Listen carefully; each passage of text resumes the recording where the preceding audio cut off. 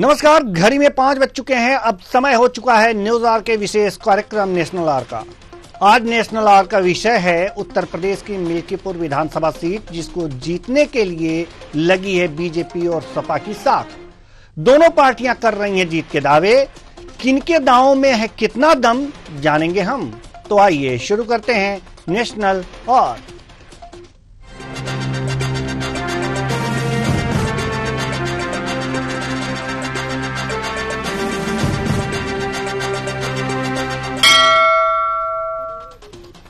अयोध्या की मिल्कीपुर विधानसभा उपचुनाव इस समय बीजेपी और सपा के लिए नाक की बात बन गई है। दोनों पार्टियां अपनी अपनी रणनीति बनाने में लगी हुई हैं। एक तरफ सपा इस सीट पर अपना दबदबा कायम रखना चाहती है, तो दूसरी तरफ बीजेपी को अयोध्या लोकसभा सीट पर मिली हार के कारण मिल्कीपुर विधानसभा जीतना जरूरी हो गई है। ऐसे में दोनों पार्टियां जीत का दावा कर रही हैं। आज इसी मुद्दे पर करेंगे चर्चा। तो आइए शुरू करते हैं मिल्कीपुर की महाभारत।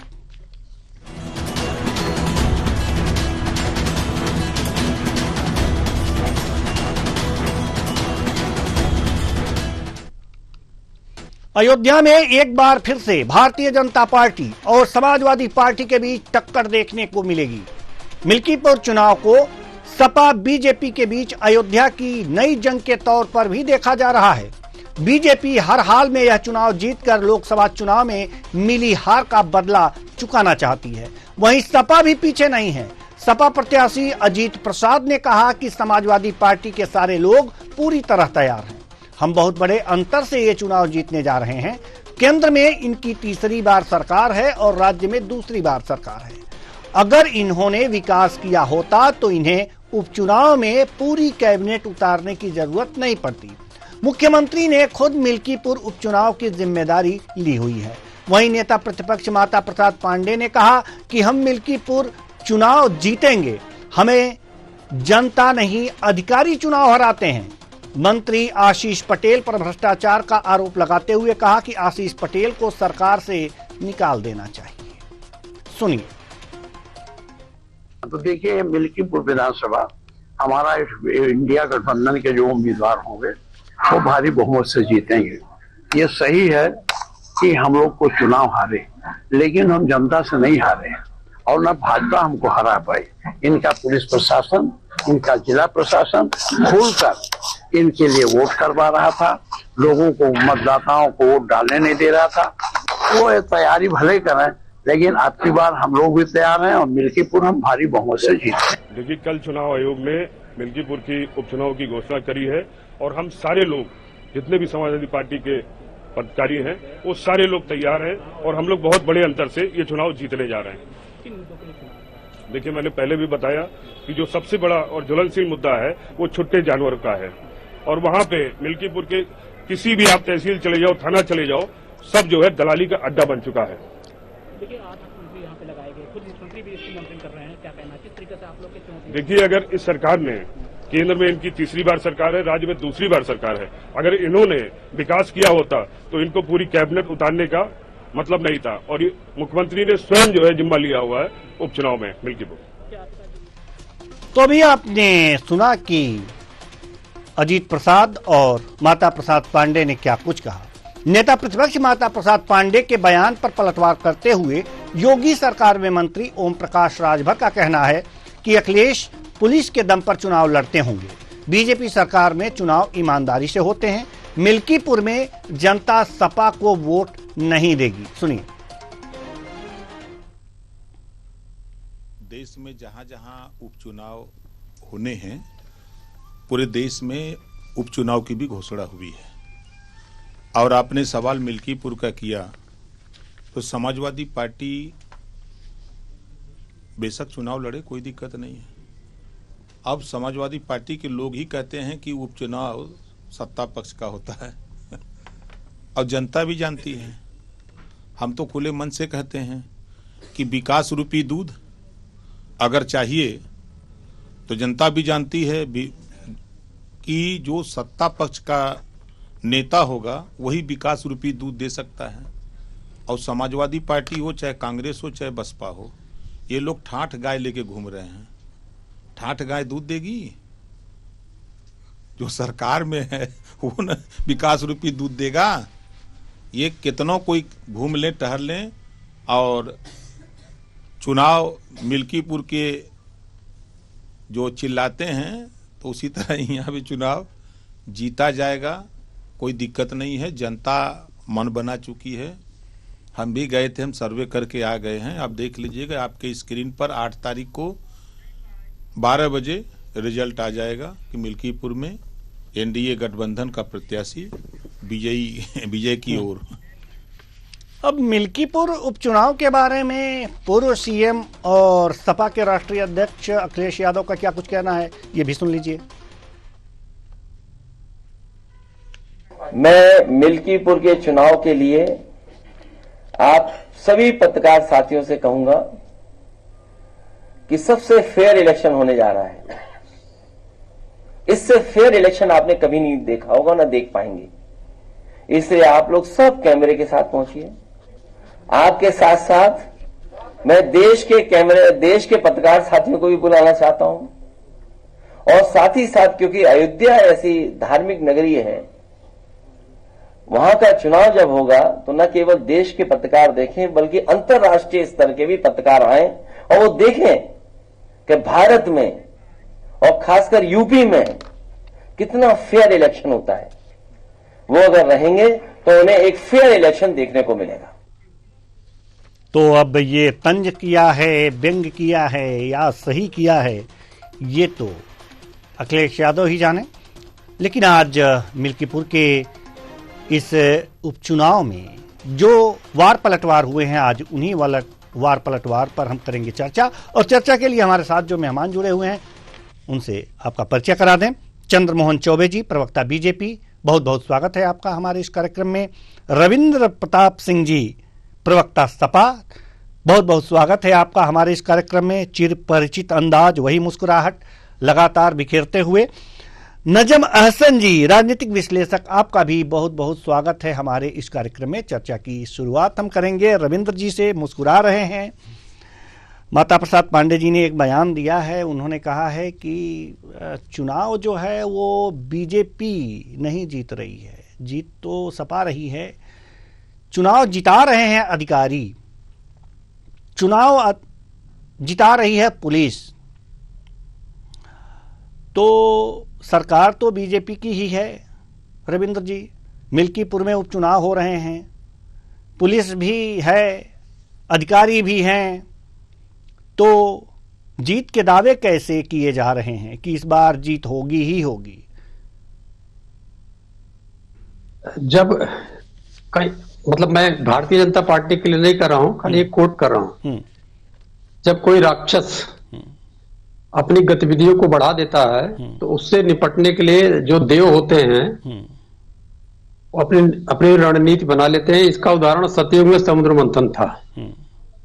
तो जिस प्रकार से लोकतंत्र विरोधी भारतीय जनता पार्टी लोकतंत्र का अपहरण करने के लिए अलग अलग तरीके अपनाती हैं, उसी तरीके से हमारे पदाधिकारी, हमारे राष्ट्रीय अध्यक्ष और बूथ के कार्यकर्ता अपनी रणनीतियों में परिवर्तन करते हैं। इसी का परिणाम था लोकसभा का चुनाव। उसके बाद में होने वाले उपचुनाव में निश्चित रूप से उनकी रणनीतियां सफल रही जो लोकतंत्र विरोधी थी। इस समय हमारा पूरा अमला बूथ से लेके और केंद्रीय कार्यालय लखनऊ तक एकदम सजग है। सबसे बड़ी रणनीति इनकी होती है कि जो समाजवादी पार्टी के वोटर हैं वहां के वोट एक साथ डिलीट कर दिए जाएं, जबकि चुनाव आयोग का इस पे प्रतिबंध है कि एक साथ 150 वोट से ज्यादा डिलीट नहीं किए जा सकते हैं। दूसरा जो सबसे बड़ी रणनीति अपनाते हैं कि जहां समाजवादी पार्टी के वोटर होते हैं वहां पुलिस को लगा दिया जाता है कि इतना पुलिस वहां पर तनाव पैदा कर दे, इतना भय पैदा कर दे कि वोटर ना निकलने पावे। उस नीतियों से भी हम लोग अब की सजग हैं। इस प्रकार का होगा, हमारे कैमरे खड़े हुए हैं। हमारे राष्ट्रीय अध्यक्ष जी ने कहा कि इस अंतर्राष्ट्रीय पत्रकार भी आए और देखें कि भारतीय जनता पार्टी किस तरीके से लोकतंत्र का अपहरण करती है। तो हम पूरी तरीके से इनकी रणनीतियों के खिलाफ तैयार हैं और मिल्कीपुर चुनाव योगी आदित्यनाथ के झूठ का अंतिम चुनाव होगा। जी, मिल्कीपुर का चुनाव योगी आदित्यनाथ जी के झूठ का अंतिम चुनाव होगा। चंद्रमोहन चौबे जी, इस बार सपा पूरी तरह से सजग है, कहीं कोई हाथ पांव नहीं चल पाएगा। अंतर्राष्ट्रीय मीडिया भी बुला रही है, जैसा कि अभी रविंद्र जी ने कहा है मुस्कुराते हुए। आप भी जवाब दीजिए मुस्कुराते हुए।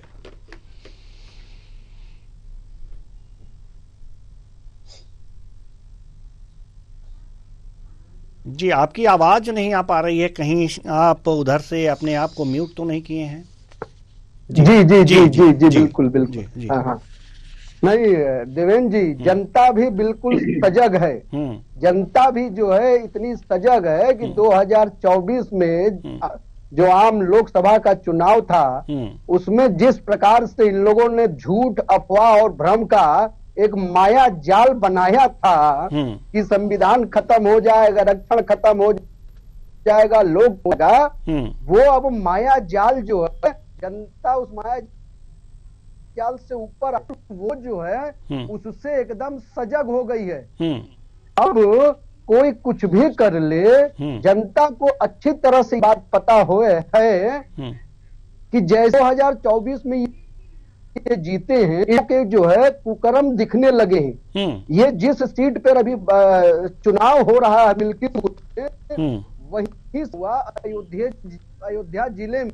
वहां पर क्या हुआ था, एक दलित बेटी के साथ, पिछड़ी बेटी के साथ, निषाद की बेटी के साथ, और यही समाजवादी पार्टी लोग अपने उन नेताओं को बचा रहे थे। और ये हर जगह 5-5 लाख रुपया, और हर जगह पहुंच जाते हैं दंगाइयों के बाद, पत्थरबाजों के पास, आतंकवादियों के पास, लेकिन उस बेटी के पास इन लोग नहीं गए।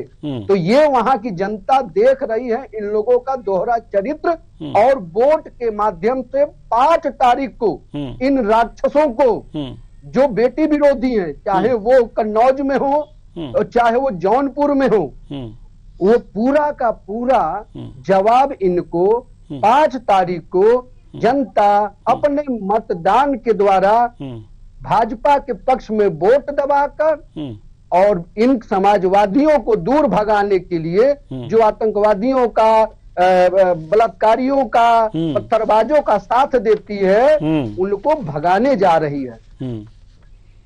चलिए नजम हसन जी, हम आपके पास आना चाहेंगे। आपने दोनों हमारे मेहमानों को सुना, जो अलग अलग पार्टी के प्रवक्ता हैं।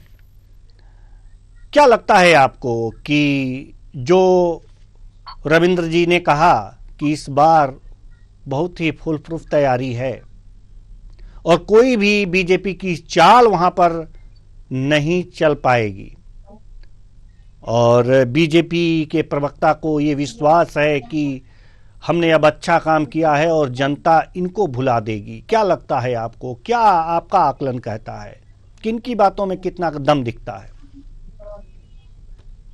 देवेंद्र भाई, सबसे पहले तो ये कि चुनाव, ये उपचुनाव है, ये तो हर शख्स जानता है कि सरकार का होता है।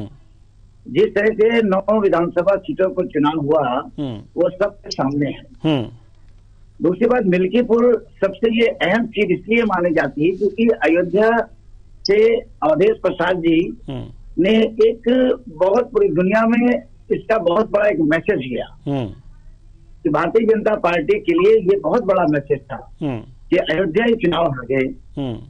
और आज सुबह जब दिल्ली से लखनऊ अयोध्या ये अवधेश प्रताप जी अपने पुत्र अजीत प्रसाद के साथ पहुंचे हैं, तो उनका जमकर भारतीय जनता पार्टी को प्रहार किया और कहा कि यहाँ पे छुट्टा जानवर, बहुत सारी चीजें उन्होंने गिनाई, लेकिन उन्हें एक बात कहा कि मतदाता उनके साथ में है।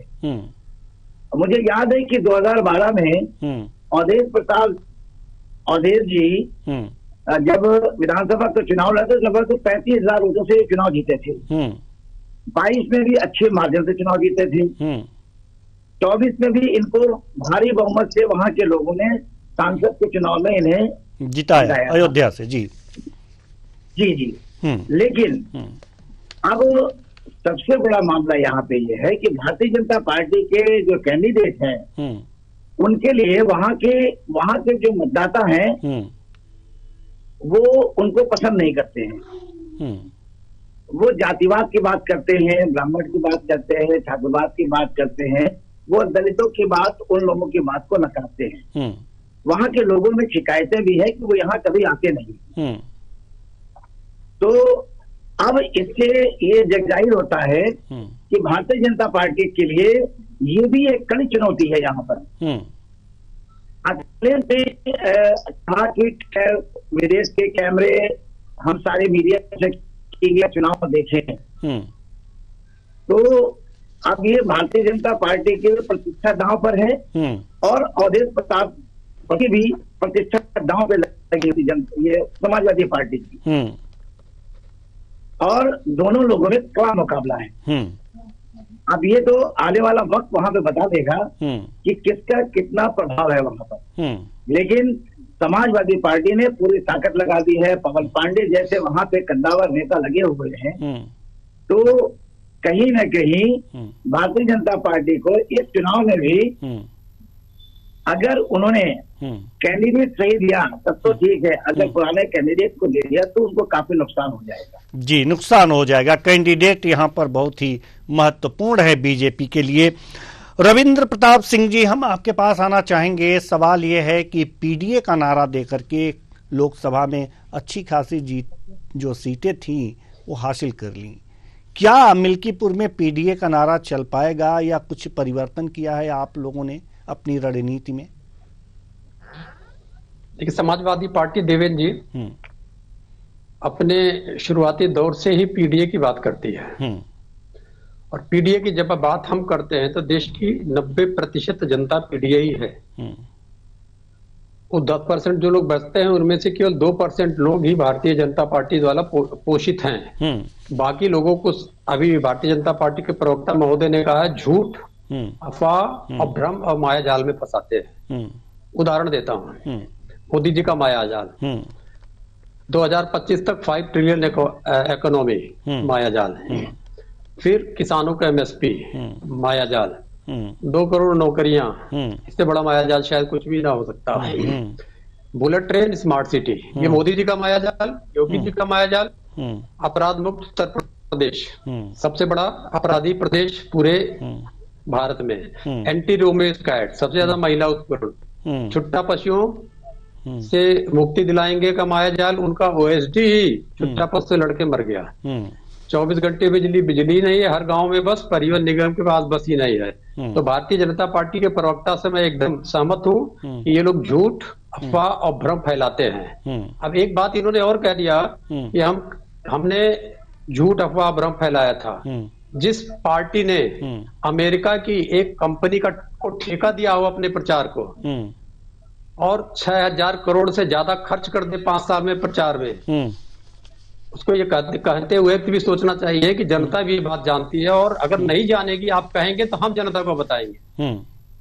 तो आपका झूठ, आपने जो भ्रम फैलाया, जो मायाजाल फैलाया, वो जनता समझ चुकी है।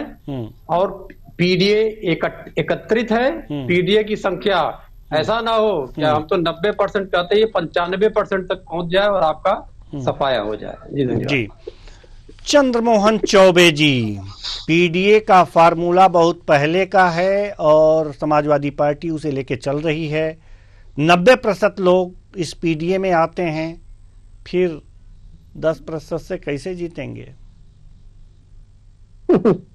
वही देखिए कि रविंद्र जी पीडीए की बात कर रहे हैं, पिछड़ा की बात कर रहे हैं और दलित की बात कर रहे हैं। और अल्पसंख्यक, अभी मैंने आपसे कहा ना कि जहाँ जी वो अल्पसंख्यक की बात करेंगे और खुद ही ये सब देश में बांटने की बात करते हैं, जातियों में बांटते हैं, लेकिन जातियों का कुछ करते नहीं है। भारतीय जनता पार्टी सबका साथ, सबका विकास की बात करती है।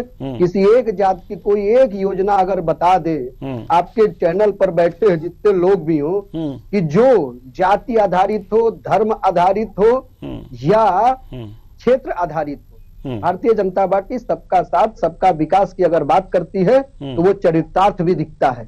चाहे आवास हो, चाहे शौचालय हो, चाहे उज्ज्वला हो, चाहे सौभाग्य हो, ये सारे के सारे योजनाएं जो है किसी जात पर आधारित नहीं थी, ना किसी धर्म के आधार पर थी।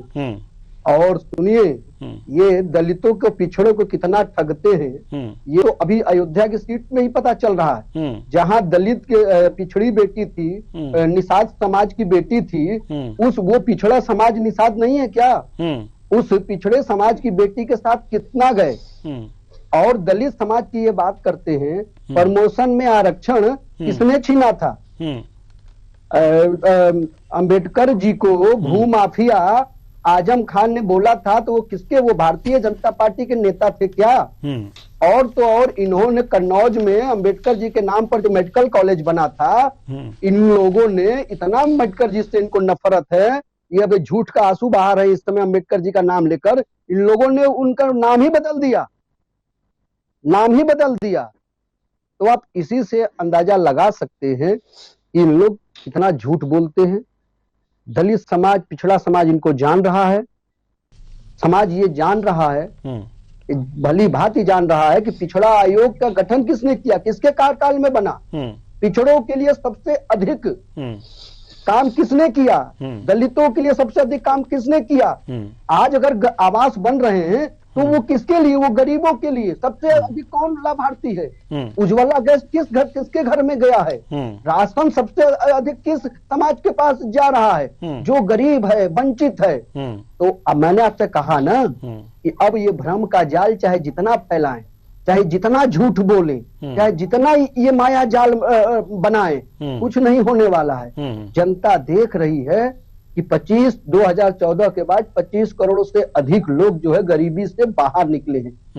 गरीब जनता देख रही है कि देश में 2014 से पहले 6 एम्स थे, आज 23 एम्स है। देश की जनता देख रही है कि इस देश में 7 मेडिकल हुआ करते थे, 7 मेट्रो में मेट्रो चलता था 7 शहरों में, आज जो है 22 शहरों में चल रहा है।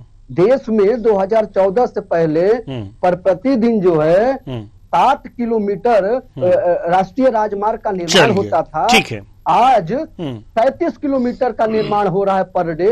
तो ये देश की जनता विकास भी देख रही है, जन कल्याणकारी योजनाएं भी देख रही है, और इन लोगों के झूठ बोलन के नहीं, इन लोगों की तरह झूठ बोलकर नहीं, जनता वो देख रही बदलाव। जनता सौभाग्य के अंतर्गत अगर गरीब के घर में बिजली गई है तो वो दिख रहा है। ठीक है। उज्ज्वला गरीबों के घर में गया वो दिख रहा है, शौचालय घर में बना तो दिख रहा है, 5 लाख का आयुष्मान योजना गरीबों को मिल रहा है। इनकी तरह झूठ नहीं कि गरीब गरीब, दलित दलित, पिछड़ा, और सबसे ज्यादा ये उन्हीं को प्रताड़ित करते हैं। चलिए ठीक है, ठीक है। नजम अहसन जी, हम आपके पास आना चाहेंगे। सवाल यह है कि अभी तो चौबे जी ने बहुत सारी योजनाएं गिना दी और बहुत सारे फायदे गिना दिए और दिखा भी दिए, लेकिन मिल्कीपुर की कुछ अलग ही इतिहास रहा है। एक बार वहाँ बीजेपी विजयी रही है, बाकी सीपीआई और सपा के हाथ में गया है ये। नजम अहसन जी, सवाल यहाँ पर यह है कि अभी रविंद्र प्रताप सिंह जी ने एक बात कही है कि पीडीए का जो फार्मूला है वो अभी कायम है और यहाँ दिखेगा। क्या जितना लोकसभा में पीडीए का फार्मूला कारगर हुआ था, मिल्कीपुर में उतना होने की संभावना है, लगता है आपको? रविंद्र जी तो कह रहे हैं कि 95% लोग हमारे साथ हो जाएंगे। देखिए, जहां तक देखा जाए कि पीडीए का सवाल है, तो पीडीए तो उस जगह होती है जहां पे आम चुनाव होता है। यहाँ पे उपचुनाव है ये। अब कितना फार्मूला ये काम करेगा पीडीए का, ये तो आने वाला वक्त बता देगा। लेकिन जिस तरह से मिल्कीपुर में ये चुनाव हो रहा है, अगर ऐसा होता तो ये 9 सीटों के साथ ये मिल्कीपुर का चुनाव हो जाता।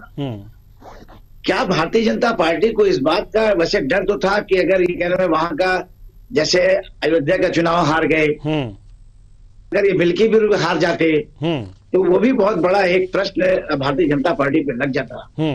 लेकिन इस बार योगी आदित्यनाथ जी बहुत ही कड़ी मेहनत कर रहे हैं। वहां पर पूरे कैबिनेट, पूरा मिनिस्टर, वहां पे एमएलए सबको भेजा हुआ है, और बहुत दिनों तक क्या नाम है, हमारे प्रभारी वहां पे कृषि मंत्री जी वहां पे रहे। अब पीडीए का नारा कितना काम करेगा ये तो वहां मालूम चलेगा। वैसे पीडीए वहां पर जो कि अवधेश प्रताप प्रसाद जी वहां पर उनका अच्छे खासा वर्चस्व है वहां पे, और चुनाव बहुत दिलचस्प है वहां पर। दोनों पार्टियां बिल्कुल लगी हुई है। गोरखनाथ जी को अगर मैं फिर आपसे कह रहा हूँ, वहां के लोगों में काफी रोष है। मैं वहां पे अभी जब चुनाव हो, जब चुनाव की घोषणा नहीं 9 सीटों पर मैं गया था वहां पर, तो मैंने वहां बहुत से लोगों से मुलाकात की, लेकिन इसी बात को लेकर था कि अगर इनको टिकट मिलेगा तो भारतीय जनता पार्टी का बहुत वहां पे, लेकिन इस बार अगर कैंडिडेट सही रहेगा, हम फिर आपसे कहें कैंडिडेट सही रहेगा तो भारतीय जनता पार्टी चुनाव जीत सकती है।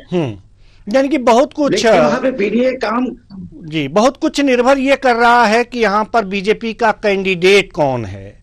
अगर उतना लोकप्रिय जैसा कि अवधेश प्रसाद थे जी, वहां पे जिस तरह प्रसाद जी लोगों के लगातार संपर्क में हैं, लोगों से मिल रहे हैं, लोगों के दुख तकलीफ में जा रहे हैं। अभी आपने देखा कि वहां पे जिस तरह अयोध्या में रोड तोड़े गए, अभी एक गुप्ती का वहां पे पूरा मकान ध्वस्त कर दिया गया, मकान गिर गए, वो भी कहीं ना कहीं क्या नाम है इस पे असर पड़ेगा, क्योंकि बहुत सारे वहां बेरोजगार हो गए हैं, बहुत सारी वहां पे समस्याएं हैं, छुट्टा जानवर बहुत है, रोड पर बहुत ज्यादा है।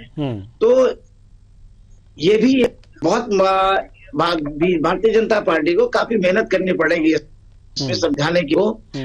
और भारतीय जनता पार्टी के लिए एक प्रश्न चिन्ह यही है कि अगर वो अपना कैंडिडेट बदल देंगे तो चुनाव जीत सकते हैं, कैंडिडेट नहीं बदलेंगे तो हमें तो नहीं लगता कि भारतीय जनता पार्टी वहां से चुनाव जीत जाए। लेकिन पीडीए का जहां तक हमारे ये सपा प्रवक्ता बता रहे थे, देखिए पीडीए को नारा तो हर जगह दिया, क्यों पीडीए का नारा क्या मैं 9 सीटों पर नहीं चला आपका जादू?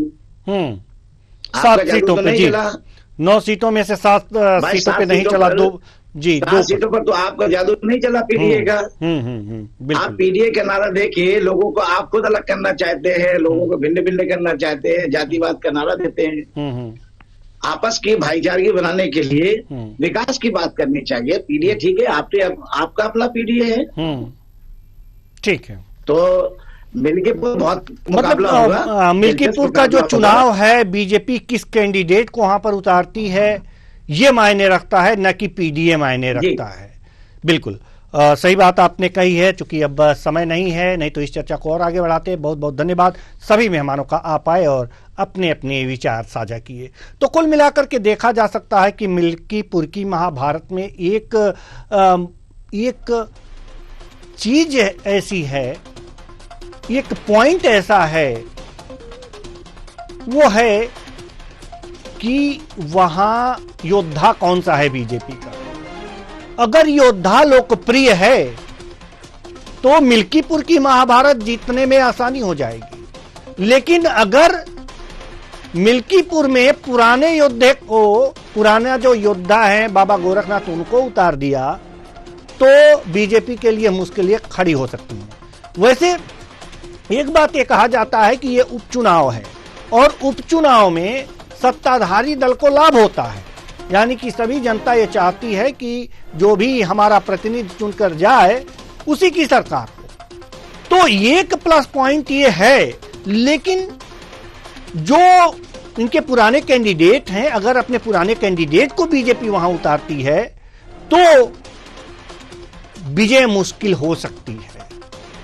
हालांकि पीडीए की जहां तक बात है, पीडीए का नारा जो समाजवादी पार्टी दे रही है वो पिछले उपचुनाव में जो 9 सीटों पर हुआ था उसमें नहीं चल पाया था।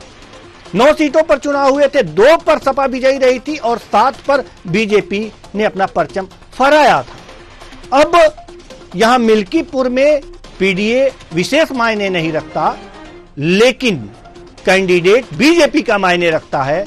देखना होगा कि बीजेपी अब किस कैंडिडेट को यहां पर उतारती है। फिलहाल इस कार्यक्रम में इतना ही। मुझे दीजिए इजाजत, नमस्कार।